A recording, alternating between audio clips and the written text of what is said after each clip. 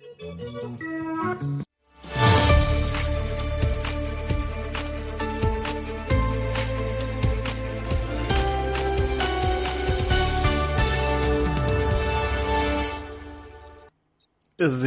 ካብ ዋሽንግተን ዲሲ ዝፍኖ ሬድዮ ድምፂ ኣሜሪካ ኣብ ቴሌቪዥን እዩ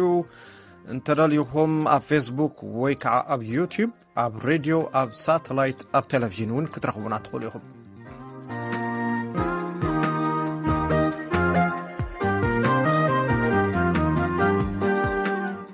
ዝኸበረ ሰላምታና ይብዛሕኩም ክቡራትና ሎሚ ዓርቢ እዩ 24 ሕዳር 2014 ወይ ከዓ ታሕሳስ 3 2021 ብኣቆጻጽራ ኣውሮጳ ዜና ክነስምዕና ብድሕሪ ዜና ናይ መቐለ ወኪልና ሙልጌታ ኣጽባሃ ድሕሪ ሓደ ዓመት ንፈለማ ግዜ ናብ ተንቤን ኣክሱምን ሽረን በፂሑ ተመሊሰሎ ተመክሩ ከካፍለና እዩ كحصلميو سروع مدبنا كاب أسمرا نفكر اسكا مقابر زتباهلت مصحف ناب تگرينيا زترجمه كاب مقاله دما نحنتي قطاميتن تقداسيت انبابيتن زتانا قاد خوني مسانا صنحو زينا هنقدم كاب قبر مدن كما يتمسيو زينا كسمعكم أوشتي إثيوبيا بمراحة هايمانوتن شماغلتات عدن يكايد زنبرة سعرتات سلام زتعناقفة مراحة حوحات بزقرب وقت مكونتات يكبل نا هايمانوت تقامات كوبائي لما عند قاليسو تقوبائي حاقرات يكايد وون زرلو تسعنتاتون كونين اللو يبل سابساب ملسكاتشو أما كباديس آبا ኣብ ክልል ኦሮሚያ ዞባ ምብራቕ ሸዋ ከባቢ ከረዩ ኣብ መንጎ ፍሉይ ሓይልን ናይ ትክልል ሰበስልጣን ሸኔ ኢሎም ዝፅውዕዎ ንባዕሎም ግን ሰራዊት ነጻነት ኦሮሞ ኢሎም ዝፅውዑ ጥቃት ኣብ ዝሶምን ብዝተፈጥረ ግጭት ኣብ ልዕሊ ህይወትን ኣካልን ጉድኣት ምውራዱ ተገሊጹ ኣብ ፈንተሌ ንቕትለት ናይ ከረዩ ኣባገዳ ኣቶ ከዲር ሓዋስ ቦሩ ሓይልታት ጸጥታ መንግስትን እቶም ዕጡቃትን ነንሕድሕዶም ይካሰሱ ኣለዉ ናይ ትክልል መንግስቲ ሎሚ ኣብ ዘውፅኦ መግለጺ ዕጡቃት ሸኔን ሕወሓትን ናይ መንግስቲ ሓይልታት ክዳን ተኸዲኖም መጥቃዕቲ ይፍጽሙ ኣለዉ ክብል ከሲሱ ሓፍቶም ነቶም ኣባገዳ ምዃነን ዝገለጻ ወይዘሮ ወርቄ ሓዋስ ሓወን ዝሓለፈ ረቡዕ ንናይ ገዳ ስነ ስርዓት ብዙሕ ሰብ ኣብ ዝተኣከበሉ ሓይልታት ጸጥታ መንግስቲ ናይ ኦሮሚያ ፍሉይ ሓይልን ፖሊስን ተኸዲኖም መጺኦም ከም ዝወሰድዎም ገሊጸን ኣብ ገዛ ዝነበሩ ደቂ ተባዕትዮ እውን ሒዞም ከም ዝወሰዱን ካብኣቶም ክልተ ጥራሕ ከም ዝተመለሱን ገሊጸን ነባራይ ወረዳ ፈንተሌ ምዃኖም ዝገለጹ ኣቶ ድልቦ ኣባገዳ ከድርን ካልኦት ሰባትን ኣብ ሓሮ ቀርሳ ኣብ ዝተባሃለ ቦታ ተወሲዶም ከም ዝተቐትሉ ከም ዝፈልጡ ተዛሪቦም ብዛዕባ ዝተፈጥረ ኩነታትን ቅትለት ኣባገዳን መግለጺ ዘውፅአ ቢሮ ኮሚኒኬሽን ክልል ኦሮሚያ ነቲ ቅትለት ፈጻሚኡ ሸኔ እዩ ክብል ከሲሱ ኣሎ ይብል ጸብጻብ ገልሞ ዳዊት ኣብ መንጎ ሕብራት መንግስታትን ሕብረት ኣፍሪካን እናደለለ ንዝኸይድ ዘሎ ምትሕብባር ብሓጎስ ከም ዝተቐበልዎ ዋና ጸሓፊ ሕብራት መንግስታት አንቶኒ ጉተረስን ኣብ ወንበር ኮሚሽን ሕብረት ኣፍሪካ ሙሳ ፈቂ ሓማማትን ገሊጾም ንዝርዝሩ ምንያ ኣፈወርቂ ኣብ መንጎ ሕብራት መንግስታትን ሕብረት ኣፍሪካን እናደልደለ ንዝኸይድ ዘሎ ምትሕብባር ብሓጎስ ከም ዝተቐበልዎ ዋና ጸሓፊ ሕብራት መንግስታት አንቶኒ ጉተረስን ኣብ ወንበር ኮሚሽን ሕብረት ኣፍሪካ ሙሳ ፈቂ መሃማትን ገሊጾም ኣለዉ ክልቲኦም መራሕቲ ነዚ ዝገለጹ ትማሊ ኣብ ዘውፅዎ ሓባራዊ መግለጺ ኸውን ከሎ ንሓምሻ ግዜ ንዓመታዊ ጉባኤ ሕብረት ኣፍሪካን ሕብራት መንግስታትን ኣብ ቀንዲ ቤት ጽሕፈት ሕብራት መንግስታት ተራኺቦም ኣብ ምትግባር ሓባራዊ ቅጥዒ ሽርክናን ሰላምን ጸጥታን ክልቲኦም ኣካላትን ኣጀንዳ ዘላቒ ልምዓት 2063-2030 ዝርአ ዘሎ ምዕባለ ገምጊሞም ከምኡውን ሓባራዊ ቅጥዒ ሰብኣዊ መሰላት ከም ዝተመያየጥሉ ኣብቲ ሓባራዊ መግለጺኦም ኣፍሊጦም ኣለዉ ክልቲኦም መራሕቲ ብተወሳኺ ዓለም ለኸ ማሕበረሰብ ኣብ ኣፍሪቃ ንለበዳ ኮቪድ-19 ዝሃቦ ምላሽን ክፍፍል ክታበትን ክብከብል እውን ጸዊዖም ኣለዉ ክልቲኦም መራሕቲቶም ዓለማውን ኣፍሪቃውን ኣካላት ብተወሳኺ ኣብ ዝተፈላለዩ ክፍልታት ኣፍሪቃ ንዝረኣዩ ዘለዉ ኩነታት ከም ኣብ ሪፓብሊክ ማእከላይ ኣፍሪቃ ሊብያ ደቡብ ሱዳን ሶማልን ኢትዮጵያን ዘሎ ብድሆታት ሰላም ኣልዒሎም ተዘራሪቦም ኣለዉ ብመሰረት እቲ መግለጺኦም ክልቲኦም መራሕቲ ኩነታት ኢትዮጵያ ብዝምልከት ኣድላይነት ህጹጽ ምቁራጽ ተጻብኡን ተጻባእቲ ወገናት ድሕንነት ሰላማውያን ሰባት ሰብኣዊ ሓገዛትን ምኽባር ሰብኣዊ መሰላትን ቀዳምነት ክሰርዑ ጸዊዖም ብተወሳኺ ኣድላይነት ኩሉ ሓቆፍ ቁኑዕ ሃገራዊ ልዝብ ንዘላቕ ሰላምን ምርግጋእን ዲሞክራሲን ሰናይ ምሕደራን ዕርቅን ብምስማር ንጻዕሪ ላዕለዋይ ልኡኽ ሕብረት ኣፍሪቃ ኦሉሴጉን ኦባሳንጆ ዘለዎም ደገፍ ደጊሞም ኣረጋጊጾም ኣለዉ ዓብዪ ግድብ ህዳሴ ብዝምልከት እውን ብኣቦ መንበር ሕብረት ኣፍሪቃን ፕረዚደንት ሸኬዲስን ኮሚሽን ሕብረት ኣፍሪቃን ንዝግበር ጻዕርታት ሰላማውን ሃናፅን ፍታሕ ደገፎም ገሊጾም ኣለዉ እቶም ዋና ጸሓፊ ሕብራት መንግስታትን ኣቦ መንበር ኮሚሽን ሕብረት ኣፍሪቃን ሻድሻይ ዓመታዊ ጉባኤ ኮሚሽን ሕብረት ኣፍሪቃን ሕብራት መንግስታትን ኣብ 2022 ክልቲኦም ኣብ ዝሰማምዑሉ ዕለት ንምጽዋዕ ተሰማሚዖም ኣለዉ ብመሰረት እቲ ሓባራዊ መግለጺኦም ኣብ ኣፍሪካ ብሰንኪ ጭጋሮት ኦሚክሮን ኮቪድ-19 ስኽፍታታት እናዓበየ ይኸይድ ኣሎ ክኢላታት ጥዕና ግን እቲ ሕማም ከይመሓላለፍ ክታበት ክሕግዝ ይኽእል ይብሉ ኣብዚ ሰሙን እዚ ምስ ተሓድሽ ጭጋሮት ኣብ ኣፍሪካ በዝሒ ብኮሮና ቫይረስ ይተሓዙ ዘለው ሰባት ወሲኹ ኣሎ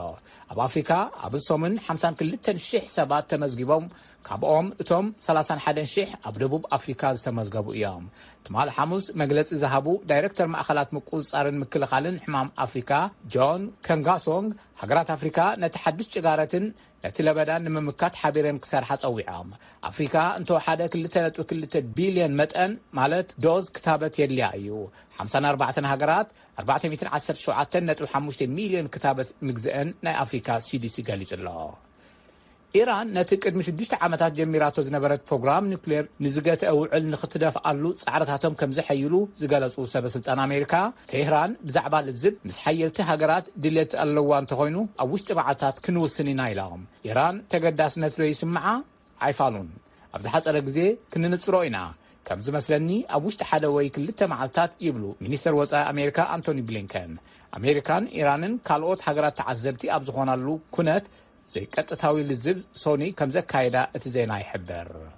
ሕብረት ኣውሮፓ ዓለም ለኸ መሰረተ ልምዓት ንምዕባይ ናይ 340 ቢልዮን ዶላር ስራሕ ኣብ ሰሙን ጀሚሩ ተንተንቲ ከም ዝበልዎ ምስ ናይ ቻይና ተበግሶ ቀለበትን መንገድን ቤልት ኤንድ ሮድስ ኢኒሺየቲቭ ንምንሕናሕ ይብሉ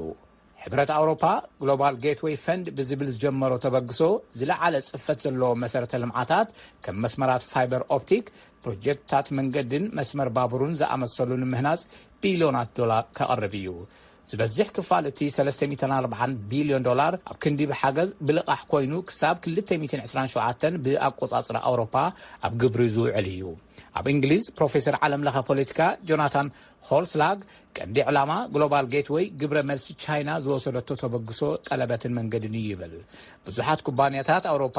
ካብ ቻይና ግዙፍ ውድድር ገጢምዎም ኣሎ ክብል ወሲኹ ገሊጹ ሎሚ ዓርቢ ኣብ ምብራቕ ፓኪስታን ዝተቆጥዑ ዕስለ ሙስሊማት ንነቢይ መሐመድ ጸሪፉ ብዝብል ንሓደ ስሪላንካዊ ቅድሚ ብሓዊ ምቅጻሎም ሰቂሎም ከም ዝቐተልዎ ዝበጽሐና ዜና ሓቢሩ እቲ ግዳይ ፕሪያንታ ዳውዳን ዝተባሃለ ኣብ ሓደ ናይ ስፖርት ኣቑሑት ፋብሪካ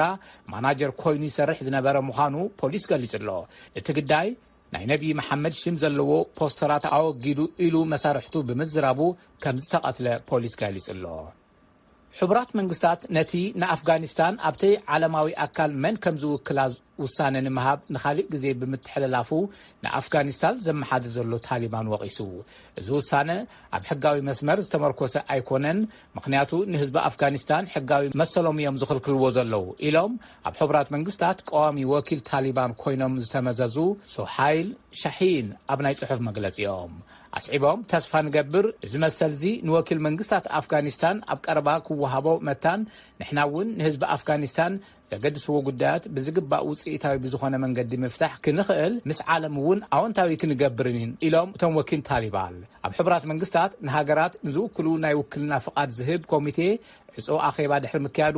ኣብቱ ዓለማዊ ኣካል ንዝርከቡ ወኪላት ንምትካእ ካብ ታሊባንን ካብ ወታደራዊ ደርጊ ሚያንማርን ንዝቐረቡ ሕቶ ውሳነ ንምሃብ ንኻሊእ ግዜ ኣመሓላሊፍዎ እዩ እዚ ማለት ታሊባንን ወታደራዊ ምምሕዳር ሚያንማርን ኣብ ሕቡራት መንግስታት ንሃገራቶም ክውክሉ ኣይተፈቐደሎምን ማለት እዩ ዜና ኣብዚ ይፍጸም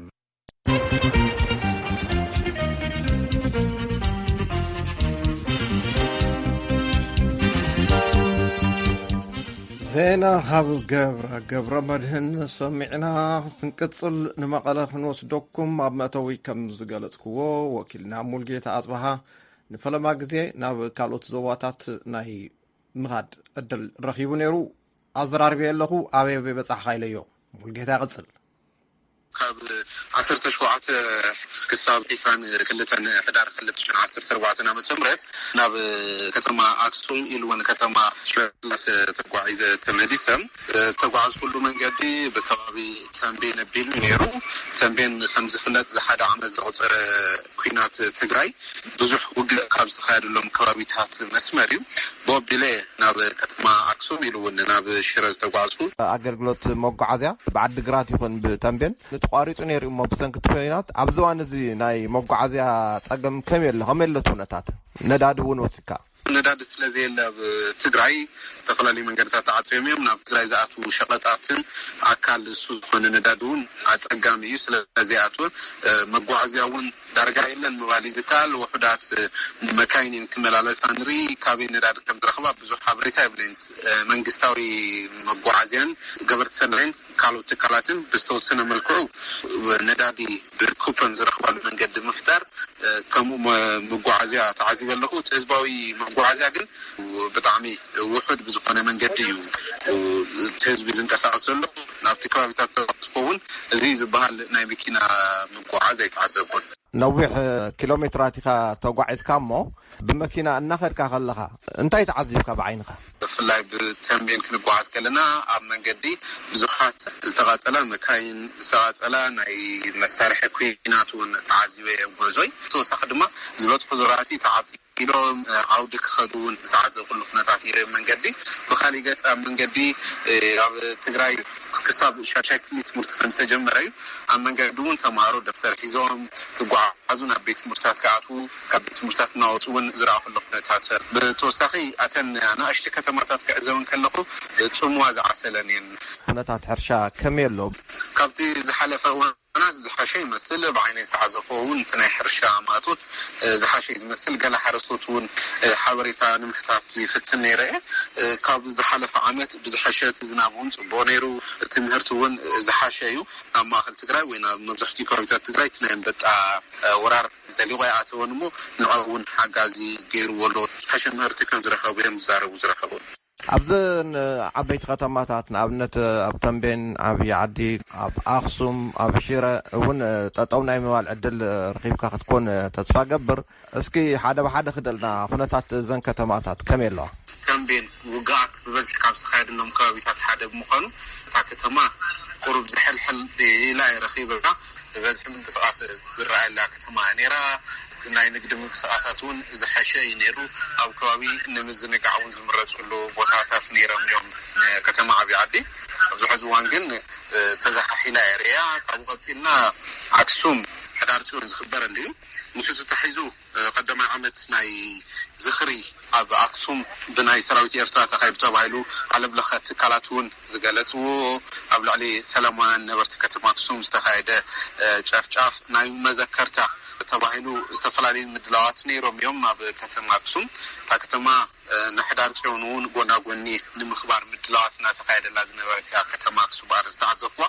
أبتي ناي مذكرتا نتوم سماعتات تبايلو استدالو ناي فوتو اكزيبيشن نيريو كارتوم هيوتم شو حليفو استبهالو ناي قاليوم فوتوتات ناي مبزحتيهم دما شمتهم وطيو بما يزغطر بركز ولا بتعني فوتوتاتن شماتنون أبتي كتما بإكزيبيشن ملكو زغاربالو نيريو مسوطة تحيزون ناي تقراي كونتات انتاي مثل لي حد عام الزول بكبقى سئلي استسألة نتي عمكسو زذكرن زارن منقصقاتون نيريو أبتي كتما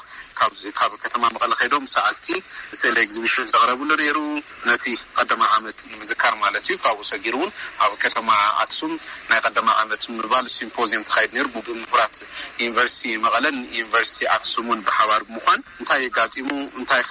قبل على حزبي زبات حب فلا قبل على سلامو حزبي تاي قاتيمو انتاي مكا أقواني فوب زعام الزول نعون مرأي زخلون ذات نير يا أبوكسوم بحرفة ما في حدارتهم كل جزء بعمتي خبريو حدارتهم كاب ملأت دراي إلون كاب إرترا كاب استفلا لكارتات تبعون نايوتركس كريستنا عمنتي زخبروا بعماي تشحات كتماكسوم بتعمت تناني أتخبروا بعلي نيرو لو ما عملت بس كتي كينات تصادف تناي تبعلون قدرهم أزيوم غني صوم يوم نيرو ما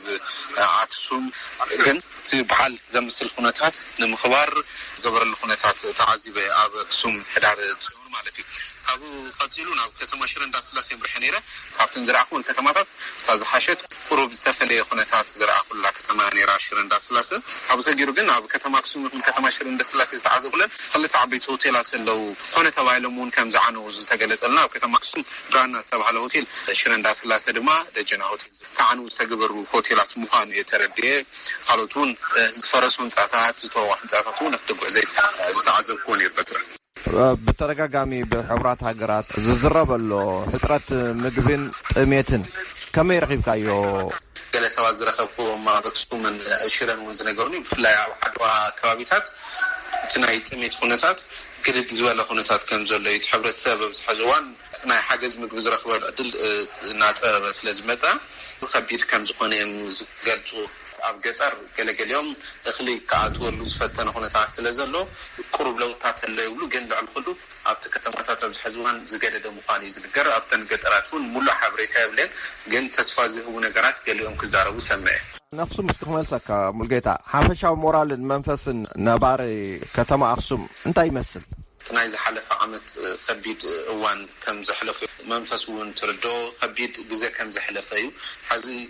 خبيد جزء زحلفو بكينات فلاي تي سيفيلانس تقول له ورح دار قلت 10 نوعو كذكرت له أزي خبيد وان من واريم زقلتو كقربا وارح جميرو جن ناي سلام تصفى ناي قطالي لو تصفى خمزلو ميزاربو يوم ناي كتماكسوم نبرتي ناي عام حدارن لو محدارن قاينم كريوتلو عام حدار خبيد سلمات من وارم يقلتو عبد الحزوان دما عبد الحش تصفى خمزلو يوم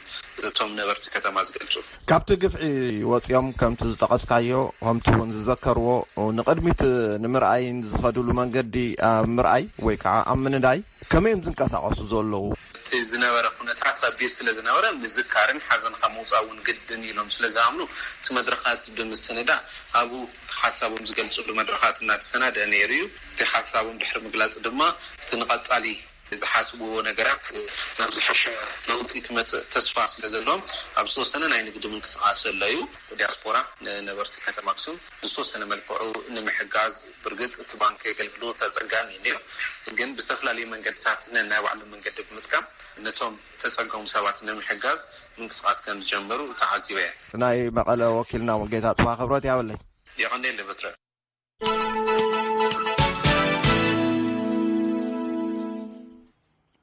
كاب واشنطن دي سي يزفنو زي راديو أب تلفزيون زي ناب مدب كحصلمي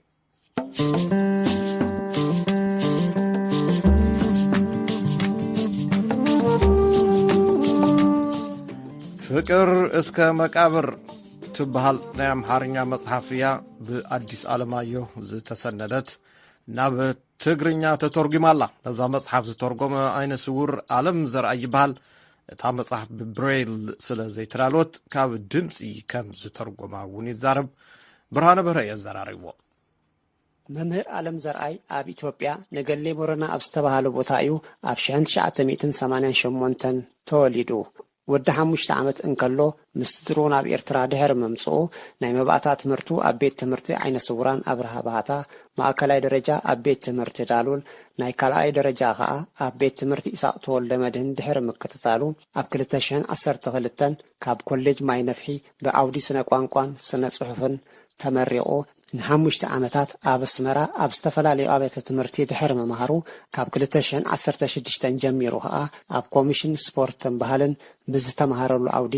ኣብ ምስራሕ ዝርከብ ዓይነ ስውር እዩ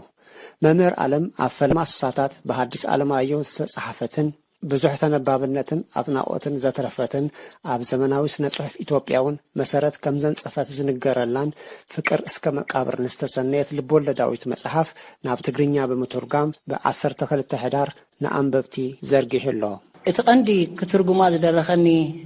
ነገር እንተሃልዩ ግን ኦዲዮ ወጋየ ነጋቱ ዝተባሃለ ነታ መጽሐፍ ከዘንትዋ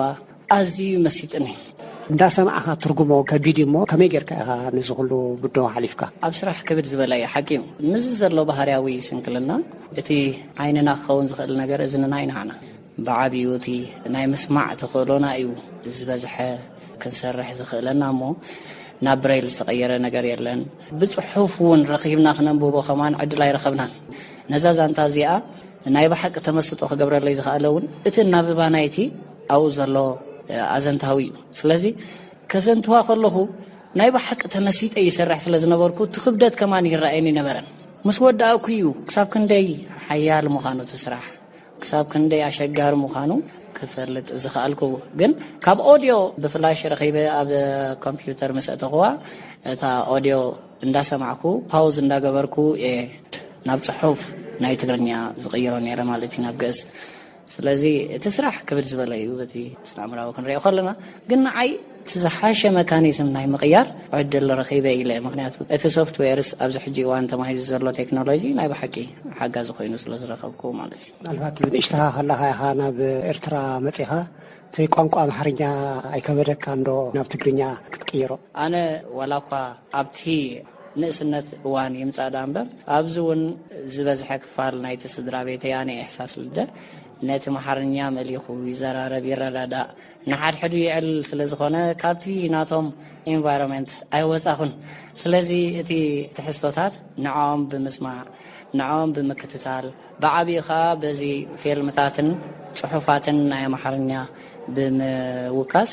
ካብቲ ናይ ኣምሓርኛ ቋንቋ ኣይረሓኩን ኣብ እዋን መመረቕታ ናይቲ መጽሓፍ ገምጋሙ ዘቕረበን ነዚ ናይ ትርጉም ስራሕ ሙሉእ ቅርጺ ብምትሓዝን ኣርትዖት ብምግባርን ንሕትመት ንኽበጽሕ ዝተሓጋገዘ ገጣምን ጸሓፍን መለስ ንጉሴ እዚ ከም ኣብነት ኣፍሪቃዊ መጽሓፍ ዝግለጽ መጽሓፍ ናብ ትግርኛ ምትርጓሙ ኣገዳስነት ከም ዘለዎ ተዛሪቡ ንሕና ሕጂ ኣብ ንእስነትና ዕድመ ዘንበብናዮ ኣዚና ንፈትዋ ኣነ ሕጂ ኣብ ሚኒስትሪ ትምህርቲ እዚ ሕጂ ሚኒስትሪ ትምህርቲ ኣሎ ኣብኡ ላብሬሪ ነይሩ ቅድም ማለት እዩ ኣብኡ 2 ሰሙን ወሲዳትለይ ከንብባ መዓልቲ 2 ሰዓት እንዳንበብኩ ሕጂ ኩሉ ግዜ ኣብ ኣእሙሮይሲ ትመላለሰንያ ኣብዚ ናይ ኣፍሪካን ሊትሬቸር ክንወስድ ከለና ከዓ ብኣብነት ትጥቀስ ስለ ዝነበረት ኣብኡ ብዛዕባ እውን ሬቪው ተጻሒፉ ነይሩ ብእንግሊዝኛ ከም ትምህርቲ መጽያስ ሰሪሕና ነርና ማለት እዩ ሕጂ ንሱ ተተርጎማ ኣነ ተሓጒሰ መጀመርታ ከመይሉ ናባይ መጽኡ ኸማን ገሪ ንጋጣሚ መጽኡ ሓደ ሰብ ሓግዞ ገለመለ ንሰለኒ እሱ ግን ዝሕገዝ ሰብ ኣይኮነን ምክንያቱ ሲ ኣዝዩ ንፉዕ ሰብ እዩ ዝገርም እዩ ከምዚ ዓይነት መጽሓፍ ሓደ ዓይነት ስውር ክትርጉሞን ከሎ ገሪምን መጀመርታ ተሓጒሰ ማለት እዩ ለኣነ ሕጂ ነታ መጽሓፍ ከም ኣፍሪቃዊ ጸሓፊ ሓዲስ ኣለማዮ የድንቆየ ካብ ቀደም ኩለንተን መጽሓፍቱን ርኤና ኣለኹ ከም ሓደ ኣፍሪቃዊ ሄሮ ኢና ንወስዶ ፍቕሪ ክሳብ መቃብር ዓብይ ኣርእስቲ እዩ ምክንያቱ ኩሉ ሰብሲ ፍቕሪ ኢሉ እንተዝዝምር ክሳብ እታ ናይ ዕምርኻ መወዳእታ ሲ ብፍቕሪ እንተተኸይዱ ኩሉ ነገር ጽቡቕ ክመጽእ ይኽእል ዝብል ሕጂ ኣብኡ ዘሎ መስዋዕቲ ከቢድ ነገር እዩ እቲ ናይ ሰብለ ወንጌል ምስ በዛብህ ዝነበራ ፍቕሪ ክሳብ መጨረሻ ንሳ ነቲ ፊውዳላዊ ኣተሓሳስባ ነፂጋ ምስ ሓደ ፈጺሙ ድኻ ዝኾነ ሰብ ብፍቕሪ ቅፅል ኢላ ነቲ ስፍናዊ ስርዓት ገዲፋ ክትመንኩስን ከላ እሱ ክትመንኩሶ ዝግባእ ማለት እዩ እዚ ዓብይ ምልክት እዩ ማለት እዩ ኣብቲ ፍቕሪ ሕጂ እዚኣ ከዓኒ ከም ኣብነት ናይ ኣፍሪቃዊ ስነ ጽሑፍ ሓንቲ እያ ኣብቲ ናይ ኢትዮጵያ ከዓኒ ማስተርፒስ እያ እዚኣ መጽሓፍ እዚኣ ስለዚ እዚኣ ክትርጎም በቃ ጽቡቕ ነገር እዩ ካብ ዝብል ኣነ ብሙሉእ ሓይለይ ማለት እዩ ኣብኡ ተሳቲፈ ማለት እዩ ስነ ጥበበኛ ዘመንፈስ ሓይለ ብወገኑ እቲአን ከም ብበን ዕድል ረኺበ እቲ ኣብ ንስነተይ ማለት እዩ ድሮ 30 ዓመት ሓሊፍሉ ነታ ኦሪጂናል መጽሓፍ ካብ ዘንብባ እዚኣ ከዓ ሕጂ ዓለም ዘርኣይ ተርጊሙ ናብ ትግርኛ ምፅኡ ኣሎ ሓደ ዓብይ ስራሕ እዩ ናብ ስነ ጽሑፍ ትግርኛ ኣበርኪቱ ዘሎ ብኡ ከነመስግኖ እንደሊ መምህር ዓለም ዘርኣይ እንታይ ዓይነት ኣገባባት ተረጓጉማ ይመሪፁ ዘሎ እቲ መጽሓፍ ከም ዘለዎ ቃል በቃሉ እዩ ተርጊሞ ዘሎ ስለዚ እቲ ላዛ በሎ እቲ ትሕዝቱ ዝጎደሎ ነገር ይብሉን ኣንባቢ ነቲ ዘንበበስ ነዚኣ ከም ዘንበበ ሓስቦ ይኽእል እዩ መንጽር ናይ ስነ ጽሑፍ ክረአ ከሎ ከምዚ ዓይነት መጽሓፍቲ ምትርጓም እንታይ እዩ ኣገዳስነቱ ኩል ግዜ ናይ ትርጉም ስራሕ ናብ ሓደ ቋንቋ ብፍላይ ከምዚኦም ዝኣመሰሉ ጥንታውያን ክላሲካውያን ዝኾኑ ስራሓት ናይ ስነ ጽሑፍ እቲ ተተርጊሙ ዝመጽሉ ዘሎ ቋንቋ ሓደ ዓብይ ጸጋ እዩ ካብኡ ብፍላይ በዓል ሐዲስ ኣለማዮ ዝኣኽሉ ኣርካናት ደረስቲ ከዓ ናይ ባዕሎም ኣገባብ ሒዞም ኣብ ቋንቋ ብሕብረተሰብ ኣብቲ ዝነበረ ፖለቲካ ቁጠባዊ በሎ ኩሉ ነገሩ ብዕምቆ ዝተጻሕፈ መጽሓፍ ብምዃኑ ነቲ ዝትርጎመሉ ዘሎ ቋንቋ ትግርኛ ኣብ ጸጋ እዩ ከመይ ዝተተርጊሙሎ ቋንቋ መንእሰይ ኣለም 1988 እዩ ተወሊዱ ናጽነት ክኸውን ከሎስ ወዲ 3 ዓመት እዩ ነይሩ ኣብ ልዕሊኡ ዓይነ ስውር እዩ ቋንቋ ኣምሓርኛ ይተማህረን ኣንቢቡን ኣይኮነን ሕጂ ትርጉሞ ዘሎ ካብቲ ኦዲዮ ስለ ትርጉሞ ዘሎ ግዲዩ ገይሩሎ ነዛ ኣክል መጽሓፍ ብፍላይ ናብቲ መንእሰይ ወለዶ ዝያዳ ብፍቅሪ ስለ ዝመስል እቲ ትሕዝቶ ዓብ ነገር እዩ እስክፍታይ ሕጂ እንታይ ንዓይ ሓዲስ ኣለማዮ ብዘይ መጠነት ቋንቋ ተራቂቑ ተርጊምዎ እዚ ግን መንእሰይ እዩ ትሕዝቶ ራእይ ተርጊሙ ዘሎ እምበር ንዓይ ትልቅቕ ቋንቋ ብናይ ትግርኛ ብቕዓት ኣብ እስክፍታለኒ ግን ነዚ መንእሰይ ብቑዕ እዩ ተተርጊሙሉ ዘሎ ገባ ማለት እዩ ኣብ ቀጻሊ ከዓ ሞር ሰብ እንዳንበቦ ዝያዳ ክሪቲክ ዋቦ ይኽእል እዩ ብርሃነ በርሀ ንድምፂ ኣሜሪካ ካብ ኣስመራ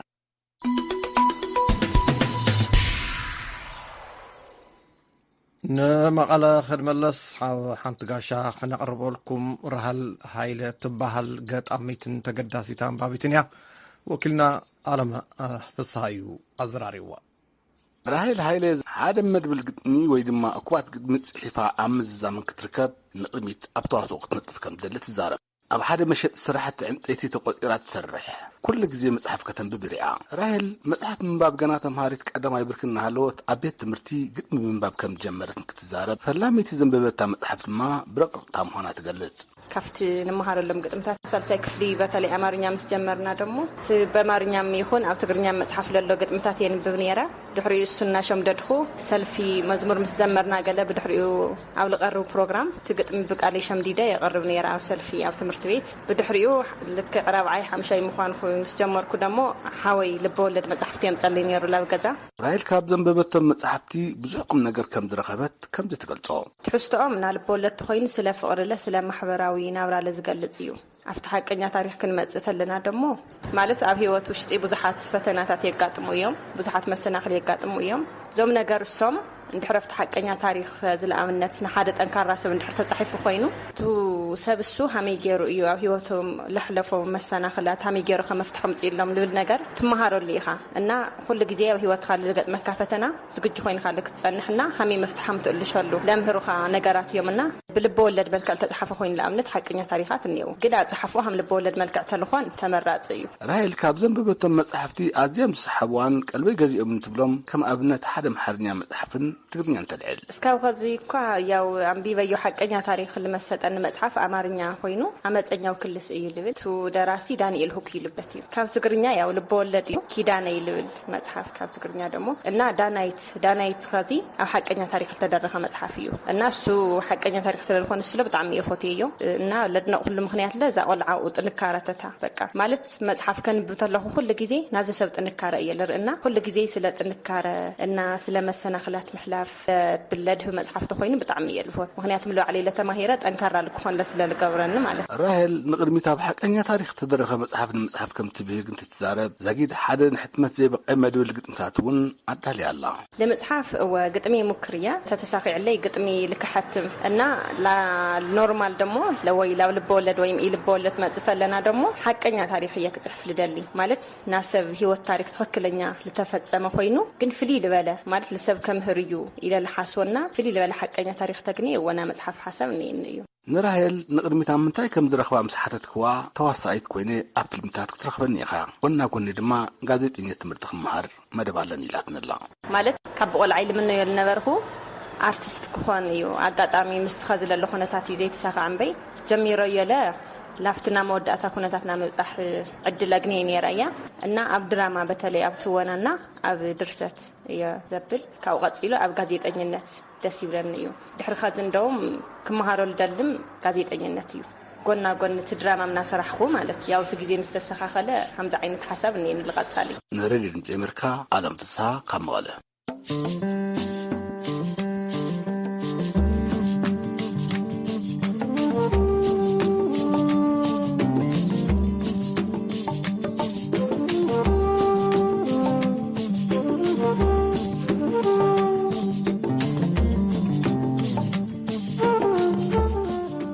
ብርሃን በርሀ ካብ ኣስመራ ከምኡውን ኣለም ፍስሓ ካብ መቐለ ኣዚና ነመስግነኩም ከምኡውን ኣጋይሽኩም